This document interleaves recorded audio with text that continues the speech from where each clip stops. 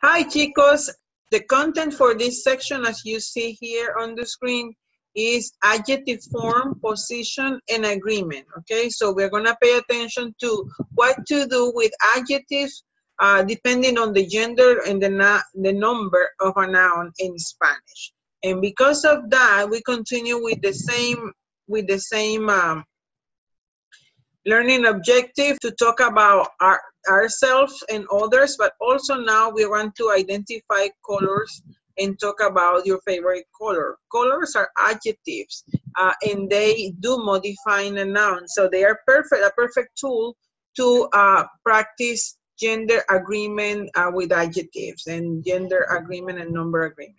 Okay, so if we go to page 30 here on the textbook, we find, you might see adjectives like aburrido, bueno, malo, perezoso, simpático, and trabajador, that you might not be able to guess their meaning, their translation, but there are some cognados that you are able to identify.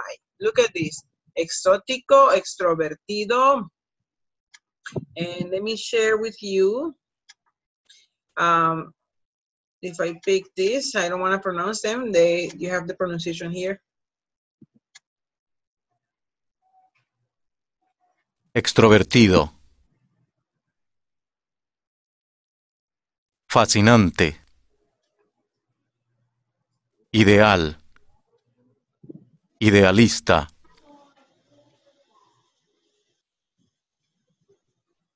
Impaciente. Inteligente. Interesante. Introvertido. Misterioso. Optimista. Paciente. Pesimista. Realista. Romántico. Tímido. You see, Tímida. chicos, that you have some OA version, that you have some ending in E, some ending in consonante, see? And we have to pay attention. Here we have, in the ones that we don't are able to recognize, you have ending in consonant. So they show the similar patterns to the changes they show in the nouns that we found in the nouns. And they would, we're gonna study that, okay? So let me open this file that I have here for you. We start talking about adjectives. Adjectives describe nouns in size, color, shape, in amount, in quantity, see? And depending on that, they go either before or after the noun or both. So let's pay attention to that. Let's begin with quantity nouns. Quantity nouns, numbers or those who express a lot, a little, ideas of quantity, they are always before the noun. It doesn't matter if they are questions, question words, they are also gonna go before the noun. Look at this. Muchas, hay muchas sillas. Sillas is our adjective and it implies quantity, a big quantity in this case. So hay muchas sillas, muchas has to go before the noun. If we say the opposite of muchas, which is poco, but we need the feminine plural version, hay pocas sillas. That is also a quantity noun, adjective, and it has to go before the noun, see? Now, if we use actual numbers, hay dos escritorios, hay tres escritorios, position is the same, they go before the noun. Question, ¿cuánto dinero? We don't know the amount, but it's trying to find out what the amount is. It's still a quantity adjective, and it goes there. Cuánto also agrees in gender and number with the noun, as muchas and pocas do it with sillas, see? So we have to pay attention to the noun, so the adjective modifies itself to adjust in agreement and of gender and number with that noun that is modified, see? When we have adjective of nationality, and they end in DOR, D-O-R, we need to add an A to have the feminine version. So, un libro español o un joven italiano, una mujer francesa. Okay, let's go with adjective ending in door. Not nationality adjective, but nationality adjective in general. Trabajador, if we have un dependiente trabajador, if we add una, because dependiente is not going to change. Una dependiente trabajadora would be the modification we need to do. ¿Sí?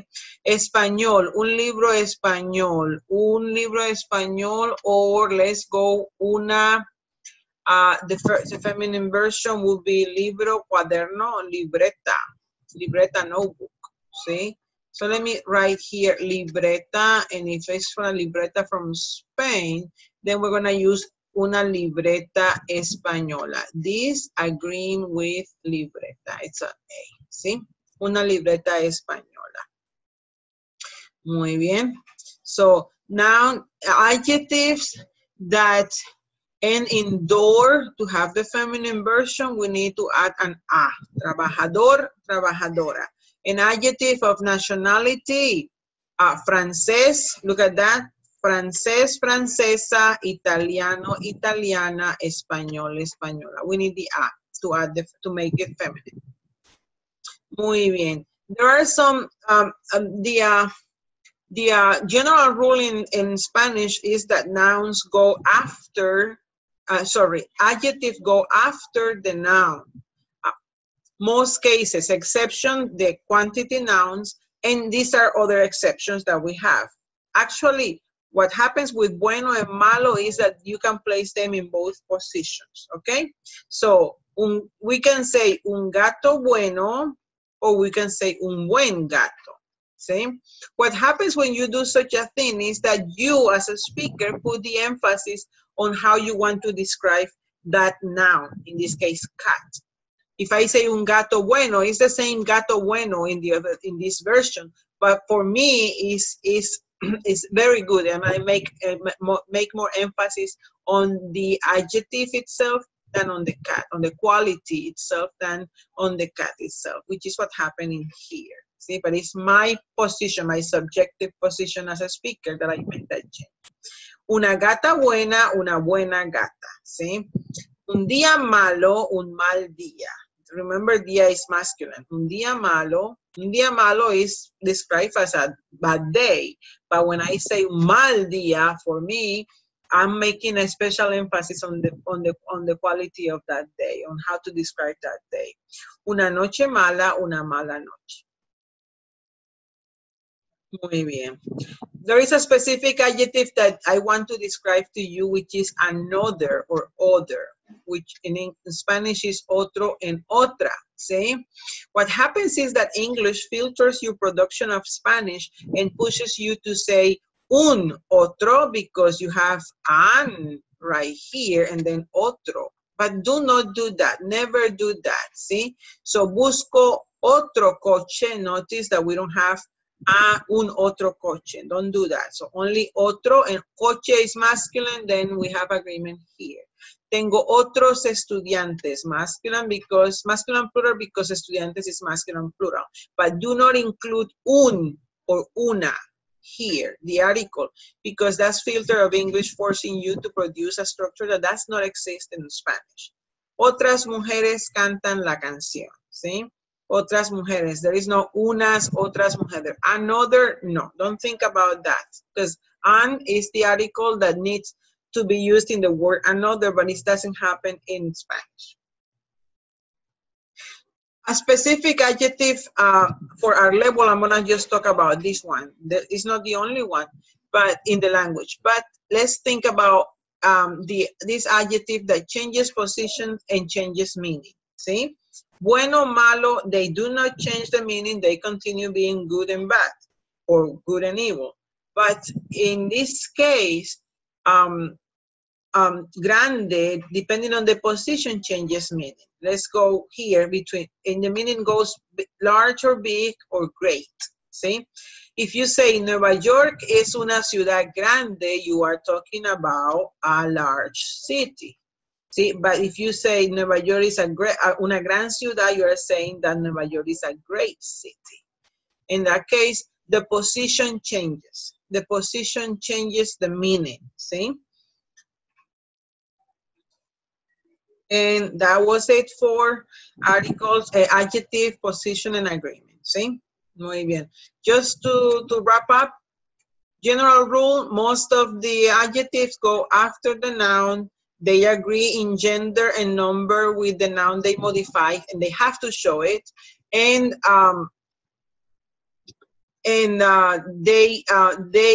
some of them are allowed to have both position, and the speaker position is expressed wherever they put it. So it changes subjectively the meaning. And the only one that changes meaning is grande, which is grand, great, and grande after big, okay? The other pieces that we studied today was the nationality adjective that needs an a after the masculine version, because to make generalization in Spanish, we use the masculine singular version.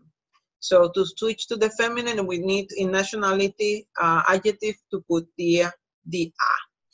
The other pieces that we learned in this part were the adjective ending in door, like trabajador, we add a. And I think that was it for adjective. So chicos, that's it for now. Go ahead and proceed and be ready for the test.